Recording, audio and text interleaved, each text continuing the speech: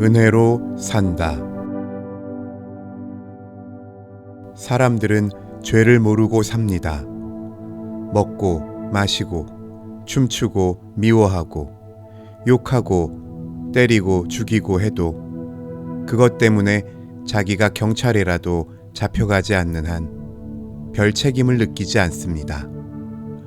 혹 잘못했다고 생각하는 때가 있더라도 괜히 그랬구나 싶어 불쾌감을 가지는 정도에서 그치는 것이 보통입니다.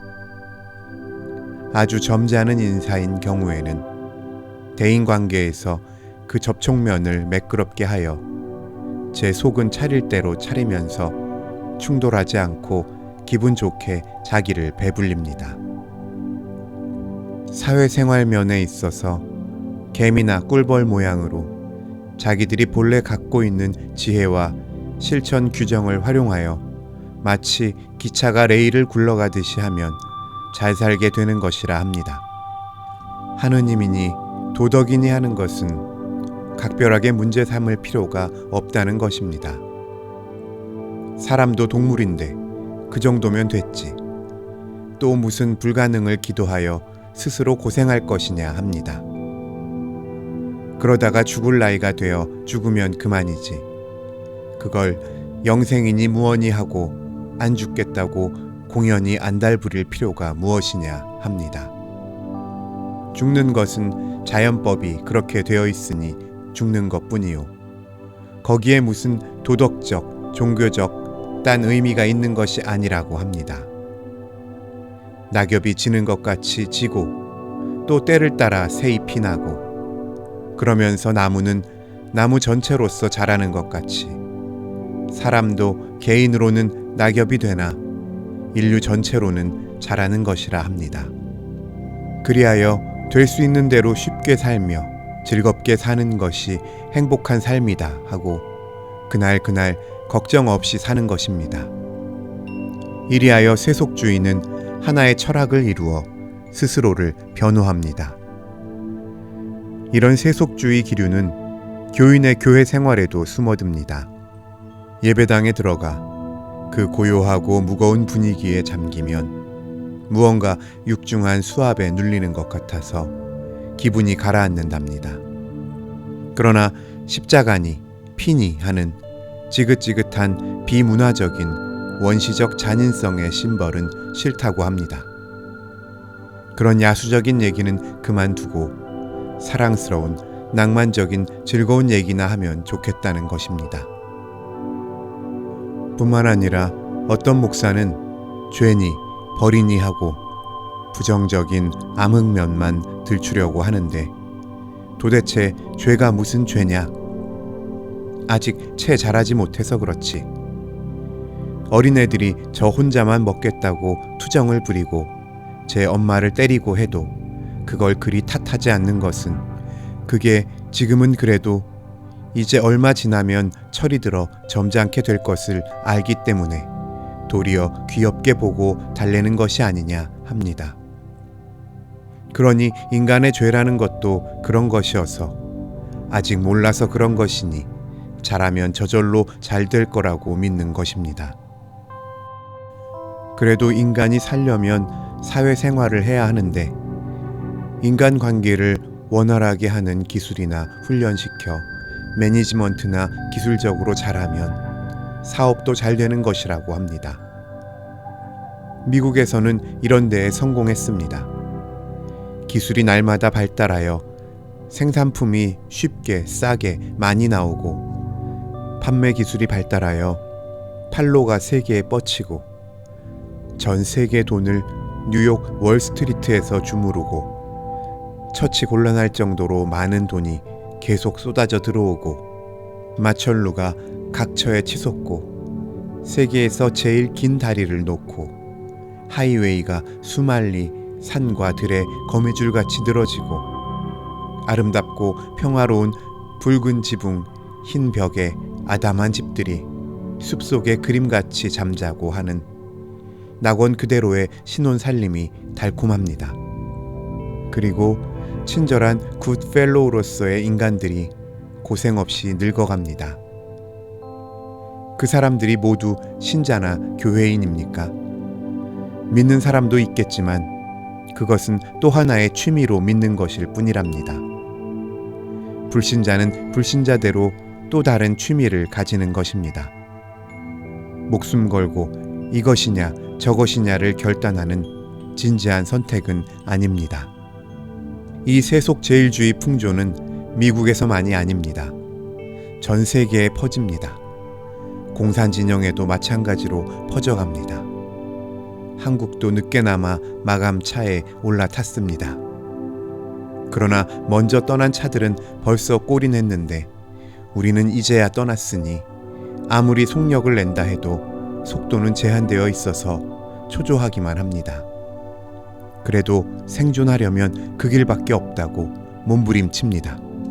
그런데 인생이란 그렇게 즐겁기만 한 것이 아니고 사회 역시 번영일로를 걷는 것이 아닙니다. 꿀같이 달다던 신혼생활이 몇 달 안에 깨지고 경제공황이 갑작스레 휩쓸어서 부자는 파산하고 직원들은 실직하고 수백만 노동자는 실업자가 되어 거리에서 손 내밀고 합니다. 국제적으로도 가진 나라, 못 가진 나라가 서로 대립되어 피 묻은 손이 더 붉어집니다.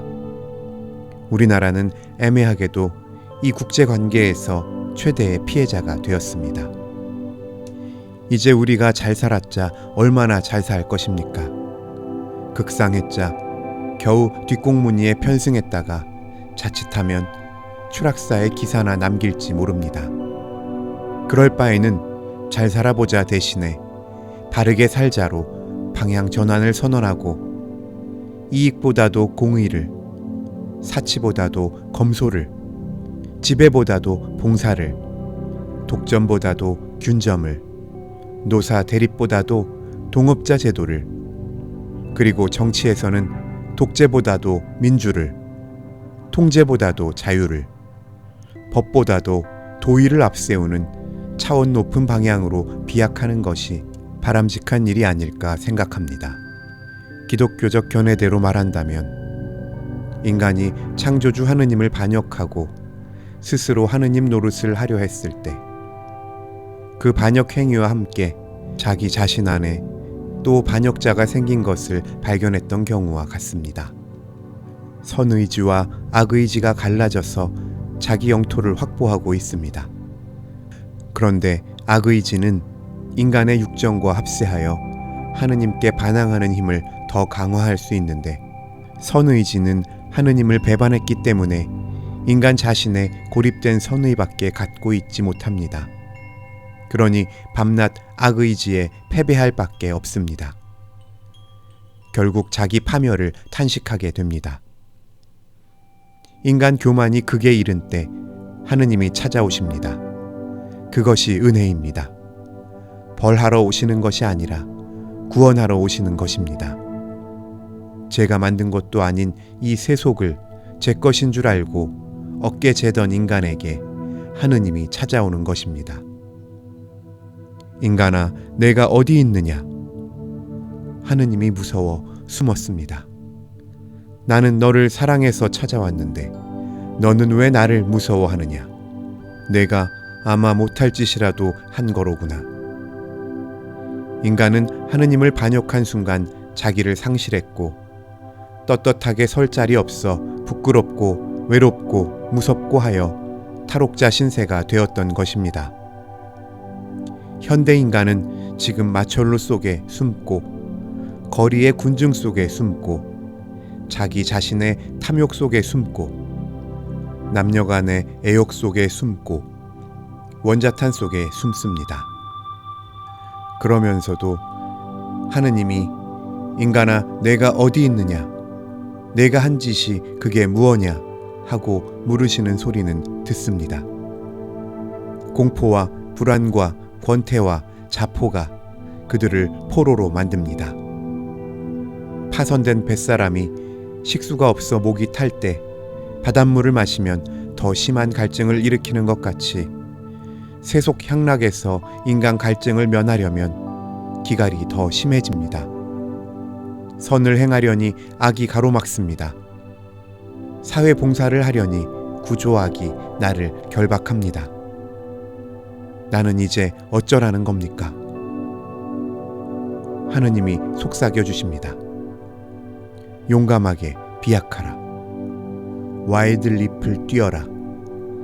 천길 절벽 언저리에서 한 걸음 더 허공을 뛰어라. 그리하면 신자 그리스도가 너를 받아 안아주실 것이다. 그것이 신앙이고 은혜의 질서다 하고 전도자는 권합니다. 이때 인간은 자기의 좁은 울타리에서 전 우주적인 하느님의 세계로 옮깁니다. 애당초의 낙원에 돌아간 것입니다. 그의 마음에는 선악 상반이 해소되고 하느님 사랑의 감격만이 남습니다. 그리스도 안에서 성령의 법이 죄와 사망의 법에서 나를 해방하였습니다. 이런 인간은 땅 위에 하늘나라를 세웁니다. 역사는 그리스도의 모습으로 변합니다. 푸른 하늘이 황토빛으로 보이고 땅이 물같이 흘러 빠지는 죽음의 순간에도 십자가의 은혜를 찬양하며 만세반석의 노래를 부를 것입니다. 그것은 그리스도 안에 있는 하느님의 사랑에서 나를 끊을 자가 있을 수 없기 때문입니다.